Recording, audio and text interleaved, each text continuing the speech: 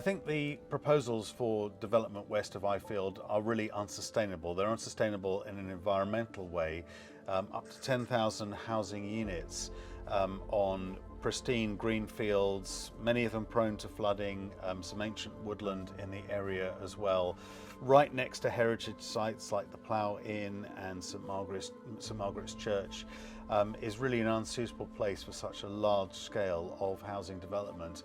Also though, I think it will put intolerable pressure if it were to go ahead on Crawley's infrastructure, schools, GP surgeries, highways and all the other services that local people rely on. So I don't think this is the right place for new housing in the Crawley area. But if you're going to build the housing, it needs to do two things. The first of which is it is going to have to be in places where the community does feel it's an acceptable location to build housing, and that's going to be done in partnership with that community. It can't be done in opposition to it. And the second thing is it's got to actually have those affordable homes that people need. And what we've seen around Crawley's boundaries repeatedly for many years now is developments coming forward where almost none of the housing can be afforded by local residents. So it's not benefiting that community. All it's doing is bringing more demand into the area. Yeah, well, for me personally, but I think quite a lot of people in the campaign, is because we hate being lied to. We're told by government and by developers that we've got a housing crisis in this country and that it's purely due to lack of supply and we've got to build more and more new houses. It's just not true. We do have a housing crisis, but it's a crisis of affordability and a lack of social housing. You know, we're told that building more and more houses will bring prices down, but that's not true either, because the housing market doesn't follow the normal rules of supply and demand. We're seeing now, of course, that house prices are starting to come down in response to increasing interest rates. That's got nothing to do with supply. So it's those kind of high-level political lies that I object to. Well, the Crawley area, within a few miles of Crawley's boundary and within the borough, have already taken about 10,000 houses in the last decade or so already. So it's not like we're being NIMBY. We've taken our fair share, I would say, of housing.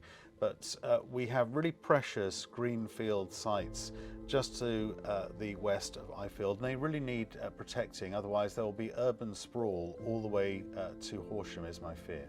I don't think residents of Faygate Village and the very neighbouring villages actually think it could have a direct impact on them, an impact on houses coming directly into Faygate, a proposed relief road as well coming into Faygate. I just think people they don't know about it, they don't know enough about it, and I think they kind of do think, oh, it's Crawley's problem, but no, it's not. It's Horsham, Faygate, Rusper, it's everyone's problem at the moment. The west of Ifield is a complete misnomer. The whole of the proposed development is in east of Rusper. It's all in Rusper parish. It's all across the green fields and woodland and the golf course, which are all part of the Rusper area. That's the initial development, and the final 10,000 houses will cover half of Rusper parish, all the way across to Lambs Green. So the impact is huge for the residents of Rusper as a whole.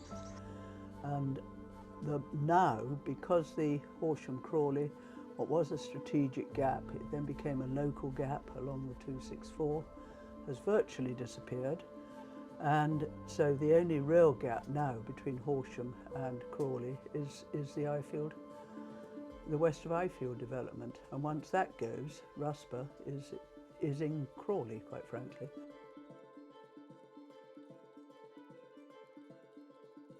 Well, personally, I find that it's sad because Homes England, instead of working with councils, is working with developers. And we know now that every single new build property that's ever built isn't actually technically fully freehold, because there is always that property agent management fee. And for me, what's sad is, you know, the Ifield and Rusper are ancient parishes.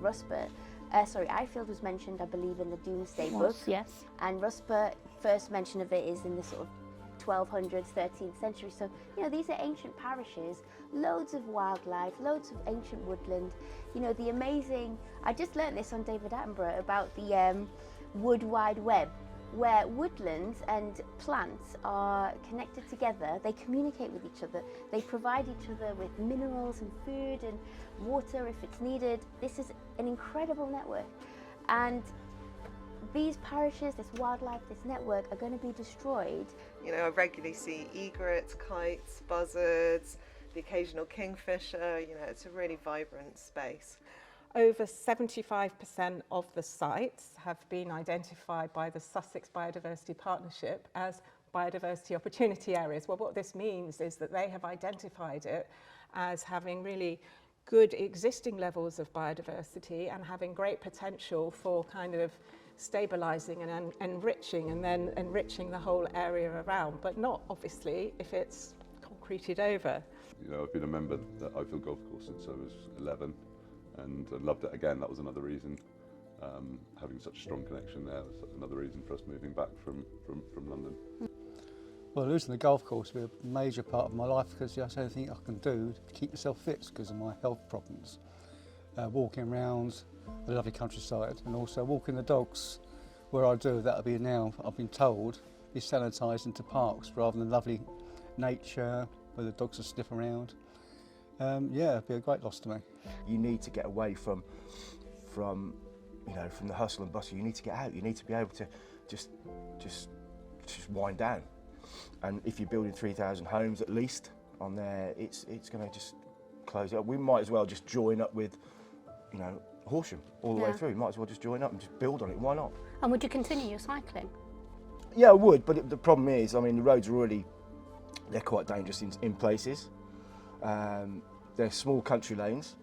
You already do get people out there that perhaps aren't driving with due care and attention or being aggressive on the roads. That's just going to multiply. The more traffic on those small roads, which are in a poor condition as it is anyway, it's just going to get worse and worse and worse. I'd still cycle, but I think you'd have to be a lot more careful, and it would put more people off. You know, in a time of age when we're trying to get people to do stuff for their health, for their mental health, for all that sort of stuff, putting barriers in the way is just going to stop that happening.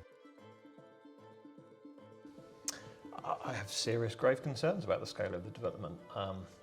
The initial level of housing is 3,500 units that's proposed in 2039, but there's an overreaching wider scheme that may be up to 10,000 houses, and that is absolutely devastating for the countryside around Rusper. So I have serious and grave concerns about the level of house building. Well, I feel like we've been going about this the wrong way for some years. Under successive Conservative administrations in HDC, we followed a policy of endless urban add-ons or extensions to existing settlements. The trouble with that is that it means you're never going to get the infrastructure that you need for your new development. That's because they'll always be forced to piggyback off existing schools, existing clinics, and existing roads. If you can see something that's not working and it's not been working for years, why keep doing it? We probably are slightly NIMBYs because we care about our district, we care about the surroundings we live in, we care about our neighbours. I'm sure, again, if you asked 100 people, the general view from the public was they appreciate there's immigration, migration, death rate, people are living longer, and we need local houses for local people. So it is important that we have a local plan and infrastructure to match that. But is the greenfields of Rusper and Ifield the right place? No. It's well, I say no. There are serious concerns about that particular site. There's concerns about the golf course, there's concerns about flooding, there's concerns about biodiversity. So I think the residents, the parish council and councillors are right to raise these views with the government. This is the government that's enforcing housing numbers. It's not Horsham Council wanting to build houses. It's not Crawley Council saying we want houses. This is the government that are delivering enforced housing numbers on Horsham. Well, ultimately west of Ifield means 10,000 houses. But of course we've also got Kilnwood Vale. We've also got north of Horsham, which is currently being built out. And we might get Kingsfold too. Now that's a tremendous amount of housing in one small parish. And you have to ask, can the local housing market really absorb that many houses in one go? Now Homes England say that west of Ifield will help protect the strategic green gap between Horsham and Crawley. I really struggle to see how halving the gap is going to help protect it. I mean, my view is that if you're going to build a development onto a town, you've got to at least see how that town is going to benefit from the development that's coming forward. You know, and that's been part of the conversation the whole way from the start. Has been, okay, what is Crawley actually going to get out of this? And after years and years of discussions, it's still at the same point when we started that conversation that as of yet we can't see what the town is going to get the benefits out of this. All we can see are what we're going to lose. Yeah. Well, I'm reminded a few years ago the Environment Agency were determined to build a bund out the back, protecting these lands, or protecting Gatwick primarily, and that bund was going to go from basically the back of the Ifield Barn Theatre past the old rectory, Newstead Lodge, and meet up with the brook, the mole, down by the end of Tweed Lane. It was going to be something like 12 feet high and 9 feet across. This was so that when this major flood came, which they were expecting, this bund would trap the water and they would use those meadows then as a reservoir. The plan was shelved, of course, because of money, but it doesn't alter the fact that that flooding possibility is still there. Yeah. Build 10,000 houses on the other side of the brook, and the water is going to have to go somewhere. Concrete and tarmac will not absorb it. It's going to flood down into the brook. The chances are the floods will be regular rather than the occasional. I think it's a frightening impact that they're actually making on this community. I think the impact on the infrastructure is very key. At the moment, people already struggle to get doctor's appointments, and that's with our current number of housing in the area. With an extra 10,000 homes, that's going to impact that further. Are people in Horsham really going to be happy that they can't get an emergency appointment for their loved ones, their children, and they won't be able to get it for maybe a week? Hospitals as well, we've already seen local hospitals totally overwhelmed. You go at key times of the day, you can't get parked to go and visit people who are ill in hospital. That's only going to get worse. If they really are going to build developments like this, they need to put the infrastructure in place first. They need to build the doctor surgeries, they need to have the hospitals. They also need to have transport connections.